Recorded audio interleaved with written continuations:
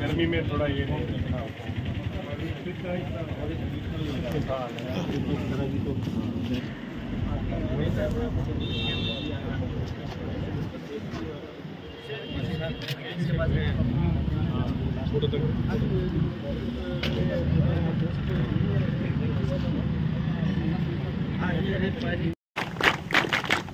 Principal ಆಗಿರುವಂತ ಖಾಜಾ ಪಟೇಲ್ ಸರಿಗೂ ಕೂಡ ನಾನು ಇಲ್ಲಿ ಸ್ವಾಗತ ಕೋರುತ್ತೇನೆ.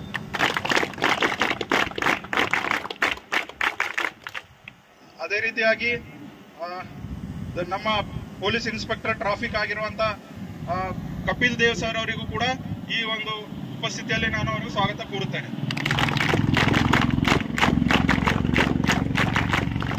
ಎಲ್ಲ ಗಣ್ಯ ವ್ಯಕ್ತಿಗಳಿಗೆ ವೇದಿಕೆ ಮೇಲೆ ಸ್ವಾಗತ ಕೋರುವ ಮುಖಾಂತರ ನಾವಿದು ಕಾರ್ಯಕ್ರಮ ಗೈಡ್ಸ್ದು ಜಾಂಬರೇಟ್ ನಡೀತಾ ಇದೆ 4 ದಿವಸ. ಅದಕ್ಕೆಲ್ಲ ತಾವೆಲ್ಲ ಬಂದಿದ್ದೀರಿ, ಅದು ಒಂದು ವಿಶೇಷ. ಅದು ನಮ್ಮ ಬೀದರ್ ಜಿಲ್ಲೆಯ ಶಾಹೀನ್ ಇನ್ಸ್ಟಿಟ್ಯೂಷನ್ ಅವರು ಹೋಸ್ಟ್ ಮಾಡ್ತಾ ಇದ್ದಾರೆ. ಅದು ನಮ್ಮೆಲ್ಲರಿಗೂ ಕೂಡ ಹೆಮ್ಮೆಯ ವಿಷಯ. ನಮ್ಮ ಜಿಲ್ಲೆಯ ಎಲ್ಲ ಸಾರ್ವಜನಿಕರಿಗೂ ನಾಗರಿಕರಿಗೂ ಕೂಡ ಏನಂದ್ರೆ ಹೆಮ್ಮೆಯ ವಿಷಯ. ಎರಡನೇದ್ದು ಏನಂತಂದ್ರೆ ಈ ಒಂದು ಸರ್ಕಲ್ ಏನಂತಂದ್ರೆ ಅಭಿವೃದ್ಧಿ ಮಾಡಿದ್ದಾರೆ ಟ್ರಾಫಿಕ್ಕಿಗೋಸ್ಕರ. ಇದು ನಿಜವಾದ ಏನಂತಂದ್ರೆ ಸಮಾಜ ಸೇವೆ. ಯಾಕೆ ಅಂತಂದ್ರೆ ಈ ಸರ್ಕಲ್ ಇಷ್ಟು ದೊಡ್ಡದಿದೆ, ಇಲ್ಲಿ ಸಾಕಷ್ಟು ಏನಂತಂದ್ರೆ ಹಿಂದೆ ಆಕ್ಸಿಡೆಂಟ್ಗಳು ಏನಂತಾರೆ ಆಗಿರುವಂಥದ್ದಿದೆ, ಸಾವು ನೋವು ಅಥವಾ ಏನಂದ್ರೆ ಸಾಕಷ್ಟು ಜನ ಗಾಯಗೊಂಡಿದ್ದಾರೆ. ಸೊ ಇದನ್ನ ಏನಂದ್ರೆ ಒಬ್ಬ ಸಾಮಾಜಿಕ ಜವಾಬ್ದಾರಿ ಇರುವಂತಹ ವ್ಯಕ್ತಿ ಏನಂತಂದ್ರೆ ಅವ್ರು ಮಾತ್ರ ಅದನ್ನ ಫೀಲ್ ಮಾಡಬಲ್ರು, ಅದನ್ನ ಏನಂತಾರೆ ಅಂದ್ಕೋಬಲ್ರು. ಇಲ್ಲ ಇದನ್ನ ಏನಂದ್ರೆ ಒಳ್ಳೆ ರೀತಿಯಲ್ಲಿ ನಾವು ಏನಾದರೂ ಇದನ್ನ ಮಾಡಬೇಕು, ಸಮಾಜಕ್ಕೋಸ್ಕರ ಏನಾದರೂ ಒಳ್ಳೆಯದನ್ನು ಮಾಡಬೇಕು ಅಂತ ಹೇಳಿ ಅದನ್ನು ನಮ್ಮ ಖಾದಿ ಸಾಬ್ ಅವರು ಮತ್ತು ಅವ್ರದ್ದು ಎಂಟೈರ್ ಟೀಮ್ ಏನಿದೆ ಇವತ್ತು ಈ ಒಂದು ಟ್ರಾಫಿಕ್ ಐಲ್ಯಾಂಡನ್ನು ಇಂಪ್ರೂವ್ ಮಾಡಿದ್ದಾರೆ. ಇದಕ್ಕೆಲ್ಲ ಏನಂತಂದರೆ ವಿಶಿಷ್ಟವಾಗಿ ಇದೆಲ್ಲ ಇಂಟರ್ನ್ಯಾಷನಲ್ ಲೆವೆಲಲ್ಲಿ ಹಾಕುವಂತಹ ಸಿಸ್ಟಮ್ ಇದು. ಸೊ ಈ ಥರ ಎಲ್ಲ ಪಟ್ಟಿಗಳನ್ನು ಬಳಸಿ ಆಮೇಲೆ ಕಾನ್ವೆಕ್ಸ್ ಮಿರರ್ಗಳನ್ನು ಹಾಕ್ಸಿದ್ದಾರೆ. ಆಮೇಲೆ ಏನಂದರೆ ಇಲ್ಲಿ ಲೈಟಿಂಗ್ ವ್ಯವಸ್ಥೆ ಮಾಡಿದ್ದಾರೆ ಮತ್ತು ಟ್ರಾಫಿಕ್ ಸಿಬ್ಬಂದಿ ಇವರು ಕೂತ್ಕೊಳ್ಳಿಕ್ಕೆ ಒಂದು ಔಟ್ಪೋಸ್ಟ್ ಕೂಡ ಮಾಡಿದ್ದಾರೆ. ಸೊ ಅದಕ್ಕೆ ನಾನು ಬೀದರ್ ಜಿಲ್ಲೆ ಪೊಲೀಸ್ ವತಿಯಿಂದ ಮತ್ತು ವೈಯಕ್ತಿಕವಾಗಿ ನಾನು ಖಾದಿ ಸರ್ ಅವರಿಗೆ ಮತ್ತು ಶಾಹೀನ್ ಇನ್ಸ್ಟಿಟ್ಯೂಷನ್ನ ಎಲ್ಲ ಹಿರಿಯರಿಗೂ ಕೂಡ ಏನಂದರೆ ನಾನು ಧನ್ಯವಾದಗಳನ್ನು ಹೇಳ್ತೀನಿ. ಈ ಸ್ಕೌಟ್ಸ್ ಆ್ಯಂಡ್ ಗೈಡ್ಸ್ ವಿದ್ಯಾರ್ಥಿಗಳು ಕೂಡ ಇದನ್ನು ಮನಸ್ಸಲ್ಲಿ ಇಟ್ಕೋಬೇಕು. ನಮ್ಮ ಜೀವನದ ಆಯುಷ್ಯದಲ್ಲಿ 450 ಗಿಡಗಳನ್ನು ನಾವು ನೆಟ್ಟಿ ಬೆಳೆಸಬೇಕು ಅನ್ನುವಂಥದ್ದು. ಸೊ ಯಾರ್ಯಾರಿಗೆ ಅವಕಾಶ ಇದೆ, ಎಲ್ಲಿ ಜಾಗಗಳಿದೆ, ಎಲ್ಲಿ ಸ್ಕೂಲ್ಗಳಿದೆ, ಎಲ್ಲೆಲ್ಲ ಏನಂದರೆ ನೀವು ಇದನ್ನು ಒಂದು ಅಭಿಯಾನ ಥರ ಇಟ್ಕೋಬೇಕು.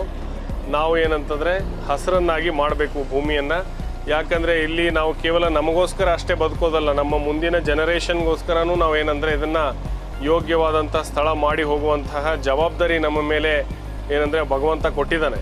ಸೊ ಅದನ್ನು ನಾವೆಲ್ಲ ಮಾಡೋಣ ಅಂತ ಹೇಳೋ ಮೂಲಕ, ಜೊತೆಗೆ ಟ್ರಾಫಿಕ್ ಬಗ್ಗೆ ಕೂಡ ನಾನು ಹೇಳಬೇಕಾಗ್ತದೆ. ಆ್ಯಸ್ ಅ ಪೊಲೀಸ್ ಆಫೀಸರ್ ಆಗಿ ಮೈನರ್ಸ್ 18 ಇಯರ್ಸ್ ಆಗೋವರೆಗೆ ಏನಂತಂದರೆ ಬೈಕ್ಗಳನ್ನು ಇನ್ನೊಂದನ್ನು ಚಲಾಯಿಸಬಾರ್ದು ಮತ್ತು ಹೆಲ್ಮೆಟ್ನ ಧರಿಸ್ಬೇಕು.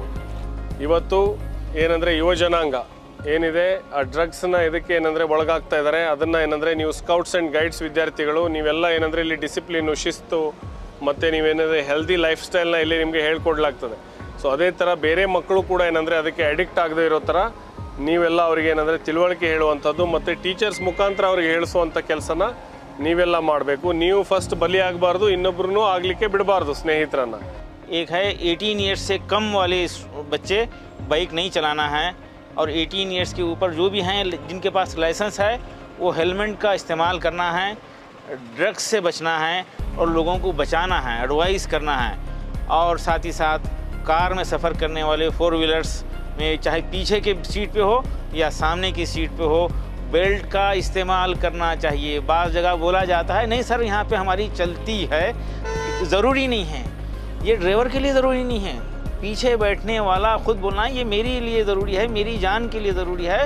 और गवर्नमेंट के क़ानून को, हमारे देश के क़ानून को उसका फॉलो करना हम सबका कर्तव्य है।